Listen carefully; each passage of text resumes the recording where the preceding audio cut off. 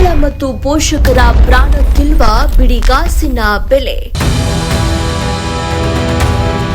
ಸೌಜನ್ಯಕ್ಕಾದ್ರೂ ಶಾಲಾ ಆವರಣದ ಫಲಕ ಹಾಕಿಲ್ಲ, ಬ್ಯಾರಿಗೇಡ್ ಸಹ ಹಾಕಿಲ್ಲ.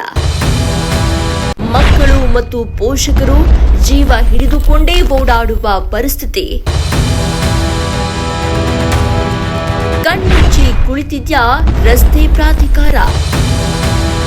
ಹೌದು, ರಸ್ತೆ ಉಬ್ಬು ನಿರ್ಮಾಣ ಮಾಡಲು ಎಷ್ಟು ಬಾರಿ ಮನವಿ ಮಾಡಿದ್ರೂ ಕೂಡ ರಸ್ತೆ ಪ್ರಾಧಿಕಾರ ನಿರ್ಲಕ್ಷ್ಯ ತೋರ್ತಾ ಇದೆ. ರಾಷ್ಟ್ರೀಯ ಹೆದ್ದಾರಿ 150A ಜೀವರ್ಗಿ ಟು ಮೈಸೂರು ಚಿಕ್ಕನಾಯಕನಹಳ್ಳಿ ಪಟ್ಟಣದಲ್ಲಿ ಹಾದು ಹೋಗಿದ್ದು, ರಸ್ತೆಗೆ ಹೊಂದಿಕೊಂಡಂತೆ ಸರ್ಕಾರಿ ಶಾಲೆ, ಸರ್ಕಾರಿ ಕಾಲೇಜು ಹಾಗೂ ಖಾಸಗಿ ಶಾಲೆಗಳು ಇದ್ದು, ಪ್ರತಿನಿತ್ಯ ಸಾವಿರಾರು ಮಕ್ಕಳು ಈ ರಸ್ತೆಯಲ್ಲಿ ಜೀವ ಹಿಡಿದುಕೊಂಡೇ ಹೋಗುವಂತಹ ಪರಿಸ್ಥಿತಿ ನಿರ್ಮಾಣ ಆಗಿದೆ. ಈಗಾಗಲೇ 3ರಿಂದ 4 ಅಪಘಾತಗಳಾಗಿದ್ದು, ಪ್ರಾಣ ಹಾನಿಗಳೂ ಸಹ ಆಗಿವೆ. ಆದರೂ ಕೂಡ ಸ್ಥಳೀಯ ಅಧಿಕಾರಿಗಳು ಈ ಬಗ್ಗೆ ಗಮನ ಹರಿಸ್ತಾ ಇಲ್ಲ. ಸ್ಥಳೀಯ ಶಾಸಕರು ಹೇಳಿದ್ರೂ ಸಹ ಇದರ ಬಗ್ಗೆ ಗಮನ ಹರಿಸದೇ ಇರುವುದು ಪೋಷಕರು ಪ್ರತಿನಿತ್ಯ ರಸ್ತೆ ಪ್ರಾಧಿಕಾರದವರಿಗೆ ಹಿಡಿ ಶಾಪ ಹಾಕಿಕೊಂಡೇ ಓಡಾಡುವ ಪರಿಸ್ಥಿತಿ ನಿರ್ಮಾಣವಾಗಿದೆ. ಶಾಲಾ ವಲಯ ಅಂತ ಒಂದು ಡಿಸ್ಪ್ಲೇ ಬೋರ್ಡ್ನು ಹಾಕಿಲ್ಲ ಮತ್ತು ವೈಜ್ಞಾನಿಕ ಹಂಸ ಹಾಕ್ಲಿ. ಈಗ ಇಡೀ ಎಲ್ಲ ಯಾವುದೇ ಊರಿಗೆ ಹೋಗ್ಲಿ ಕೂಡ ಗುಬ್ಬಿನಲ್ಲಿ ಸುಮಾರು ಒಂದು 25-30 ಕಡೆ ಹಂಸ ಹಾಕಿದ್ದಾರೆ. ಆದ್ರೆ ಇಲ್ಲಿ ಸಾವಿರಾರು ವಿದ್ಯಾರ್ಥಿಗಳು ಓಡಾಡುವಂತ ಜಾಗದಲ್ಲಿ ಒಂದು ಹಂಸ ಕೂಡ ಹಾಕಿಲ್ಲ. ಇದುವರೆಗೂ 100 ಆಕ್ಸಿಡೆಂಟ್ ಆಗ್ಲಿಕ್ಕೆ ನಮ್ಮ ಲೋಕೋಪಯೋಗಿ ಇಲಾಖೆನೂ ಕಾರಣ ಆಗಿದೆ, ಮತ್ತೆ ರಾಷ್ಟ್ರೀಯ ಹೆದ್ದಾರಿ ಕಾಲ ಇದೆ, ಮತ್ತೆ ನಮ್ಮ ಆರಕ್ಷಕ ಇಲಾಖೆನವರು ಅವರೇ ಹೊಣೆಗಾರ. ಮುಂದೆ ಏನಾದ್ರೂ ಯಾವುದೇ ವಿದ್ಯಾರ್ಥಿಗಳಿಗೋ ಅಥವಾ ಪೋಷಕರಿಗೆ ತೊಂದರೆ ಆದ್ರೆ ಇದ್ರ ಬಗ್ಗೆ ನಾವು ಉಗ್ರ ಹೋರಾಟ ಮಾಡಬೇಕಾಗುತ್ತೆ ಈಗಂತ ನಾನು ತಿಳಿಸ್ಲಿಕ್ಕೆ ಇಷ್ಟಪಡ್ತೀನಿ. ಸರ್ ನಮಸ್ಕಾರ.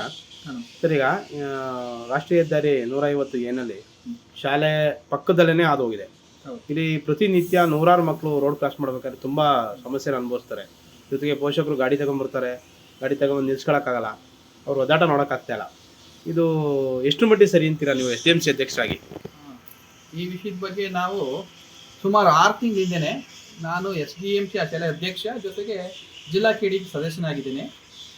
ಈ ವಿಷಯಕ್ಕೆ ಸಂಬಂಧಪಟ್ಟ ಹಾಗೆ ನಾವು ಸುಮಾರು ಬಾರಿ ಸಬ್ ಇನ್ಸ್ಪೆಕ್ಟರ್ಗೆ ಮತ್ತು ಸರ್ಕಲ್ ಇನ್ಸ್ಪೆಕ್ಟರ್ಗೆ ಮತ್ತು ಲೋಕೋಪಯೋಗಿ ಇಲಾಖೆಗೆ ಎಲ್ಲರಿಗೂ ಕೂಡ ಲಿಖಿತ ರೂಪದಲ್ಲಿ ನಮಗೆ ಸಮಸ್ಯೆನ ಹೇಳ್ಕೊಂಡಿದ್ವಿ.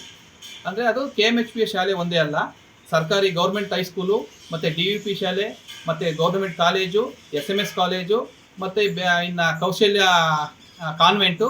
ಹಾಗಾಗಿ ಪ್ರತಿನಿತ್ಯ 3,000-4,000 ಸಾವಿರ ವಿದ್ಯಾರ್ಥಿಗಳು ಓಡಾಡುವಂಥ ಜಾಗ ಅದು.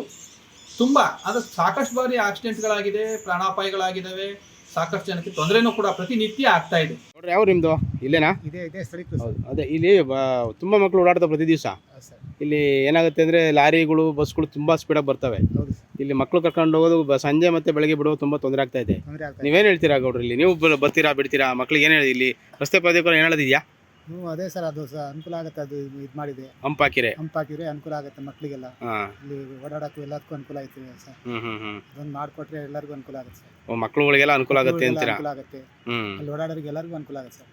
ಒಟ್ಟಾಗಿ ಇಲ್ಲಿ ತುಂಬಾ ಮಕ್ಕಳು ಓಡಾಡ್ತಾರೆ. ನಿಮ್ಮ ಮಕ್ಕಳು ಬರ್ತಾರೆ ಇಲ್ಲಿ? ಮಕ್ಕಳು ಬರ್ತಾರೆ ಸರ್. ಹೀಗಾಗಿ ಎಲ್ಲರಿಗೂ ಅನುಕೂಲ ಆಗುತ್ತೆ ಸರ್. ಸರಿ ಮಾಡಿಕೊಟ್ರೆ ಎಲ್ಲ ಮಕ್ಕಳಿಗೂ ಅನುಕೂಲ ಆಗುತ್ತೆ, ಇಲ್ಲಿ ಓಡಾಡೋರಿಗೆ ಎಲ್ಲರಿಗೂ ಅನುಕೂಲ ಆಗುತ್ತೆ ಸರ್.